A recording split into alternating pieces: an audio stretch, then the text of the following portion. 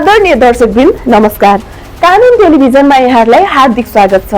आज हामी समाजको एक गम्भीर र संवेदनशील यथार्थमाथि कुरा गर्दैछौँ। सामाजिक सञ्जालमा बढ्दो गैर जिम्मेवार अभिव्यक्ति र त्यसपछि हुने कानुनी कारबाही। हिजो आज यो त फेसबुक हो, यो त टिकटक हो, यो मेरो निजी एकाउन्ट त हो नि, मेरो एकाउन्टबाट मैले जे लेख्दा पनि हुन्छ भन्ने मानसिकताले कानुनको सीमालाई व्यवस्था गर्ने प्रवृत्ति बढ्दै गएको छ। तर प्रश्न यो छ कि के सामाजिक सञ्जाल कानुन भन्दा माथि छ त? आज सामाजिक सञ्जालमा बिना प्रमाण आरोप लगाउने, अश्लील तथा अपमानजनक भाषा प्रयोग गर्ने, सार्वजनिक व्यक्तित्वको चरित्र हत्या गर्ने, अफवाह फैलाउने, निजी जीवन सार्वजनिक गर्ने जस्ता कार्य चाहिँ सामान्य चाहिँ देखिन थालेका छन्। यस्ता गतिविधिलाई धेरैले चाहिँ अभिव्यक्ति स्वतन्त्रता भनेर बुझ्ने गर्छन्, तर कानुनको दृष्टिले अवस्था फरक छ। नेपालको संविधान 2072 धारा 17 ले अभिव्यक्ति स्वतन्त्रताको हक दिएको छ, तर यही संविधानले स्पष्ट रूपमा भन्छ यदि हामीले दिएको अभिव्यक्तिले अरूको इज्जत, प्रतिष्ठा वा गोपनीयता हनन गर्छ,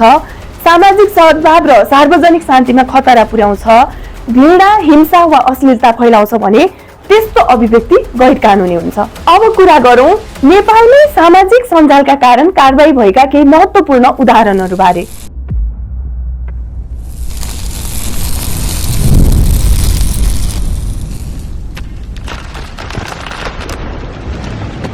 उदाहरण 1, सामाजिक सञ्जाल सामग्रीकै कारण पत्रकारमाथि मुद्दा।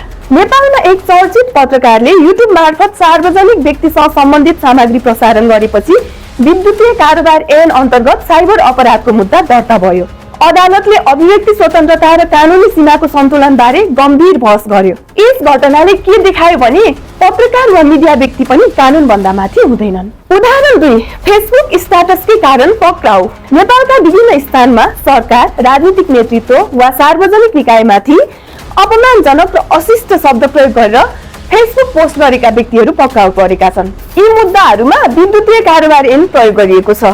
सन्देश स्पष्ट छ, आलोचना जायज हो, तर भाषा र शैली कानुन अनुसार हुनुपर्छ।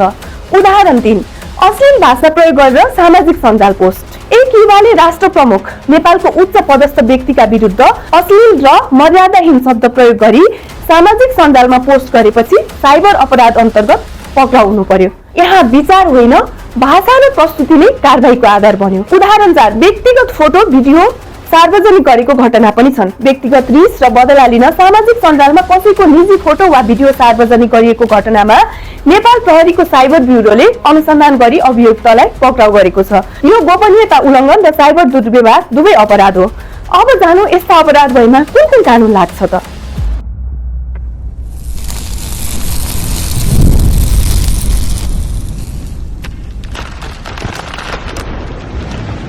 विद्युतीय कारोबार ऐन 2063 दफा 47 अनुसार अनलाइन मार्फत अपमानजनक, अश्लील वा वैमनस्य फैलाउने कार्यका लागि 5 वर्षसम्म कैद वा 1 लाखसम्म जरिवाना वा दुवै सजाय हुन सक्छ। मुलुकी अपराध संहिता 2074 अनुसार मानहानि, धम्की, गोपनीयता उल्लङ्घन, साइबर दुर्व्यवहार, अनलाइन अपराध पनि पूर्ण रूपमा अपराध नै हो। हामी जिम्मेवार डिजिटल नागरिक कसरी बन्ने त?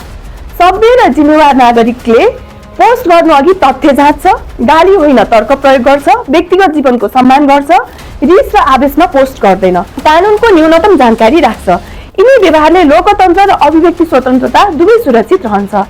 आजको कार्यक्रमको निष्कर्ष भनेको अभिव्यक्ति स्वतन्त्रता हाम्रो मौलिक अधिकार हो, तर त्यो अधिकार कानुन, मर्यादा र जिम्मेवारीसँग जोडिएको हुन्छ।